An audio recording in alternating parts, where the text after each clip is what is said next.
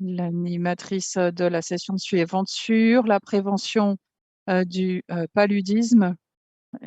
Saint-Chine Singh, elle est conseillère auprès d'MSF France pour les maladies tropicales. Elle a un master en médecine tropicale et santé publique et elle est urgentiste en pédiatrie et elle fait partie du groupe sur le paludisme et les vaccins contre le paludisme et elle travaille avec l'équipe chargée des épidémies à OCP. Merci Johanna.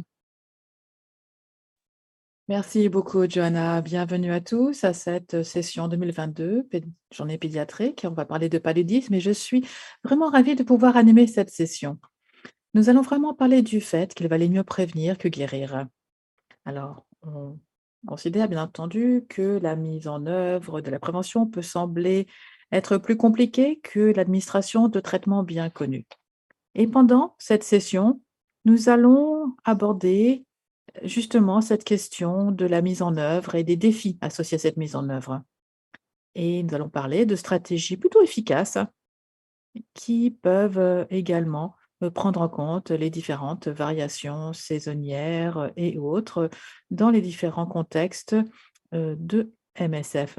Donc, on va parler de contrôle, de thérapie préventive chez les nourrissons, ce qu'on appelle maintenant la chimiothérapie pérenne, entre autres.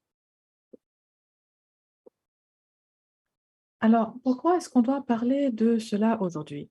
Les derniers rapports de l'OMS concernant le paludisme ont montré que, en 2021, il y avait 241 millions de cas de paludisme enregistrés en 2020 et 627 000 décès, 95% de ces cas et 96% de l'ensemble de ces décès, malheureusement, se sont produits dans la région Afrique.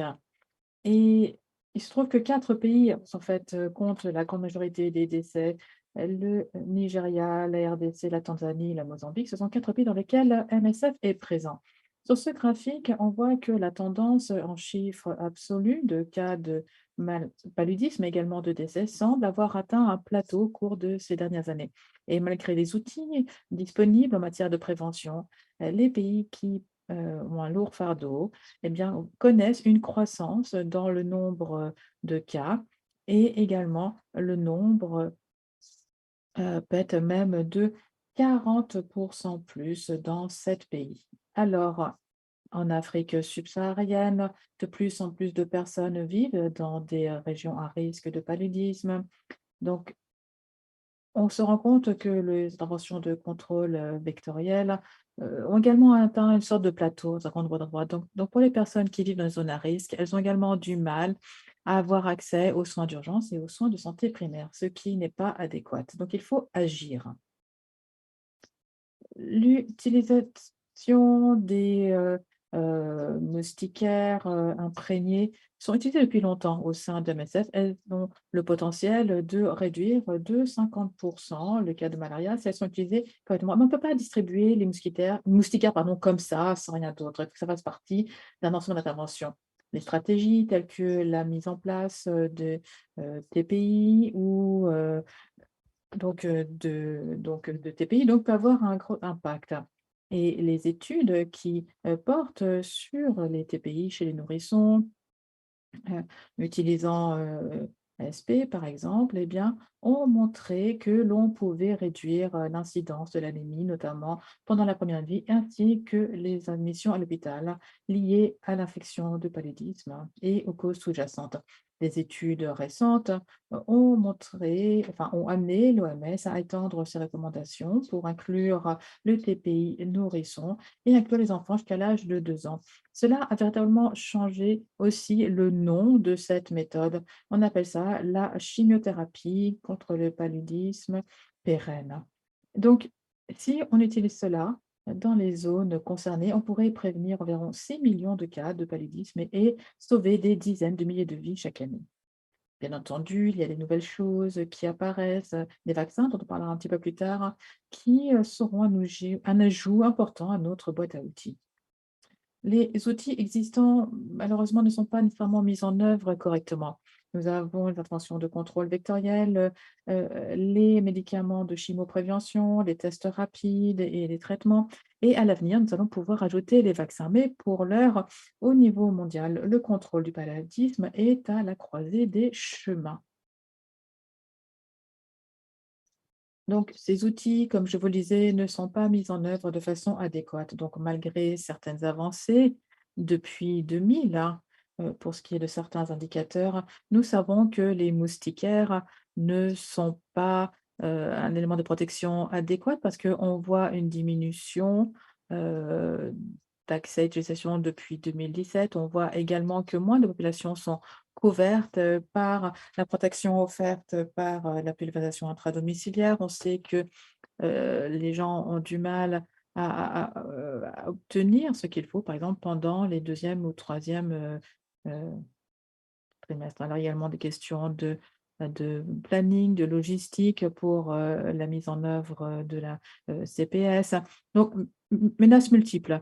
Et il est important de vraiment euh,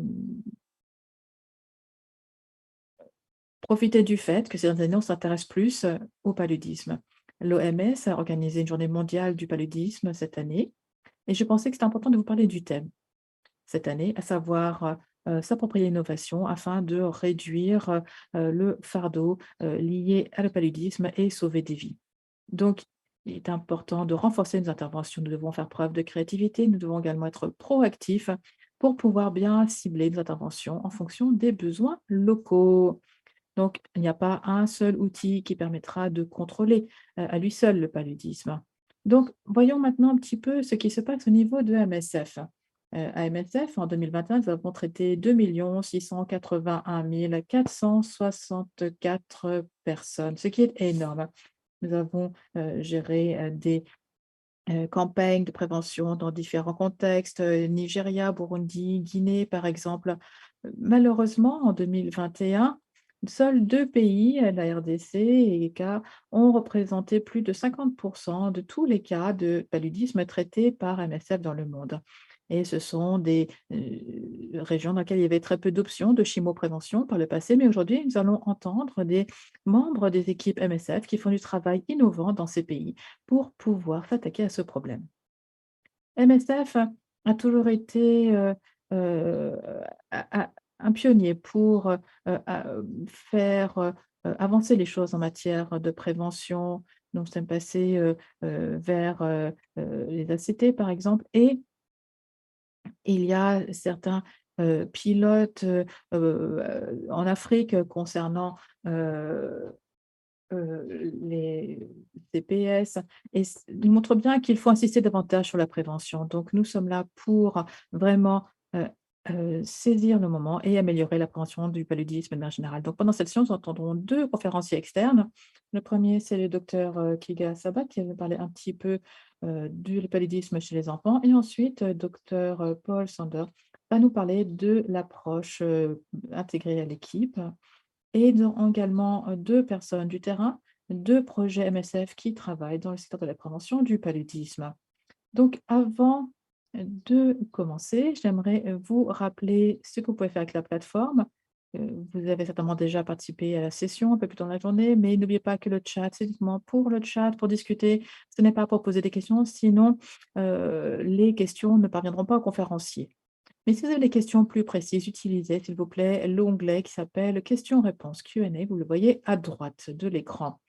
Donc, afin de nous préparer, nous allons réfléchir au paludisme et démarrer cette session avec une petite action interactive. C'est un sondage en ligne. Alors, vous avez peut-être déjà répondu à certaines de ces enquêtes. Vous verrez qu'à droite, il y a un onglet qui s'appelle Poll, P-O-2-L, c'est-à-dire sondage. Vous pouvez cliquer dessus maintenant.